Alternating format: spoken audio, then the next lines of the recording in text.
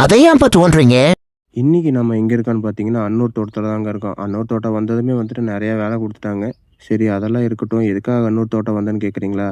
என்ன ஆயிடுச்சுன்னா, நமக்கு தெரிஞ்ச பாட்டி வந்துட்டு இறந்துட்டாங்க. சரி அவங்களுக்கு செய்ய வேண்டிய செய்முறையெல்லாம் செய்யணும்லங்க. அதுக்காக செஞ்சு முடிச்சுட்டு, அதனால் 2 நாள் வீடியோ போட முடியாமல் போயிடுச்சுங்க.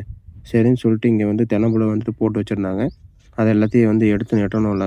அதுக்காக வந்துட்டு நானும், அப்பாவும், தாத்தா 3 பேரும் வந்து சேர்ந்து எல்லாத்தையும் எடுக்கிறதுக்கு ஆரம்பிச்சிட்டோம். எடுத்து வந்துட்டு நடுறதுக்கு ஆரம்பிச்சோங்க. நட்டுட்டு இருக்கும்போது தான் வந்துட்டு தெரிஞ்சது 2, 3 தென்னம்பிள்ளை பத்தாம இருந்துச்சுங்க. சரி என்ன பண்ணுறது? நெக்ஸ்ட் டைம் வந்து பதியம் போட்டு எடுத்து நட்டுக்கலாம் அப்படிங்கிறதுக்காக வந்துட்டு அப்படியே விட்டுட்டாங்க. இதில பார்த்தீங்கன்னா, ஃபஸ்ட்டு குருணை மருந்து போட்டுட்டு, அதுக்கப்புறம் வந்துட்டு நட்டாங்க. காரணம் என்னன்னா, இங்கே கரையான் வந்துட்டு ஜாஸ்தி. அதனால் வந்து குருணை மருந்து போட்டுட்டு, புல்ல வந்துட்டு அப்பா வச்சாருங்க.